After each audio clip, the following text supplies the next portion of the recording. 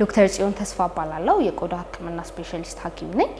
የምሰራው እዚሁ አለርት ሆስፒታል ነው የስጋ ደዌ በሽታ ወይንም ሊፕረሲ በመንለው በእንግሊዘኛ የሚመጣው በባክቴሪያ ተዋህዝ ሲሆን የሚያስተላልፈው ባክቴሪያ ማይኮባክቴሪየም ሊፕረሲ እንለዋለን በዘር አይተላለፍም ወይንም ከናት ወደ ልጅ አይተላለፍም በእርግዝና ወቅት ወይ ደሞ እጅ በመነካካት ስኪን ቱ ስኪን ኮንታክት በመንለው አይተላለፍም የሚተላለፈው የባክቴሪያው መጠን ኃይለኛ ከሆነበት ሰው ጋር ለረጅም ጊዜ አንድ ቤት ውስጥ በታመቀ አይነት በመኖር ረዘም ያለ ጊዜ በመውሰድ ነው ባክቴሪያው ከያዘን በኋላ ምልክት ለማሳየት ቢያንስ 1 አመት ሊፈጅ ይችላል ወይንም ደግሞ እስከ 20 አመት ድረስ የሚፈጃል በአቬሬጅ ስናየው ደግሞ ከ3 እስከ 4 አመት ምልክቶችን ራሱ ለማሳየት እንደ ሪስክ ፋክተር የምናያቸው ነገሮች አንደኛው ድህነት ነው ሌላኛው ደግሞ አንድ ቤት ውስጥ ብዙ ሆነው የታመቀ አየር መስኮት የሌለው ጋር መኖር ነው ሌላኛው ደግሞ የፑር ኒውትሪሽን የምንለው ወይንም የምንወስደው ምግብ ተመጣጣኝ ንጥረ ነገሮች አለመኖር የስጋ ደዌ ምልክቶቹ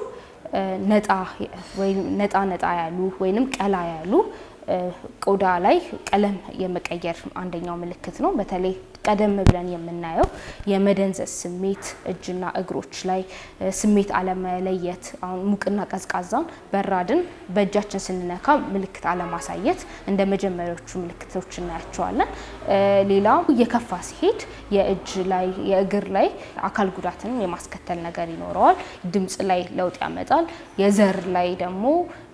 ልጅ እንዳይወልዱ ኢንፈርቲሊቲ የምንለውን ሊያመጣም ይችላል የስጋ ደዌ በሽታ ለአንድ አመት የሚሰጥ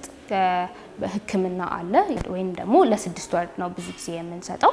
ይህ መድኃኒት በቀን አንዳንድ ፍሬ ምትወስጂው አለ በወር ደግሞ ምትወስጃቸው ፍሬዎች አሉት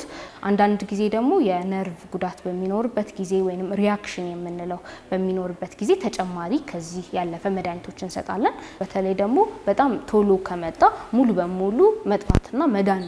የሚቻል አይነት በሽታ ነው እኛ ሀገር በተለይ ደግሞ ሰው ቶሎ አለመምጣቱ ጉዳት ከደረሰ በኋላ አካላዊ ላይ የተደረሰ ጉዳት ለመመለስ ከባድ ነው መጀመሪያ የምትሰጪው ህክምናና በኋላ አካል ጉዳት ካመጣ በኋላ የምንሰጠው ህክምና የተለያየ ነው የህክምና ተቋማት ቶሎ መሄድ የመደንዘዝ ስሜት በሚሰማን ጊዜ ቆዳችን ላይ ለውጥ በመናይበት ጊዜ ብዙ ጊዜ ቀለም ለውጥ የሚከሰተው በማይታይበት ቦታ ከጀርባ ላይ ነው ስለዚህ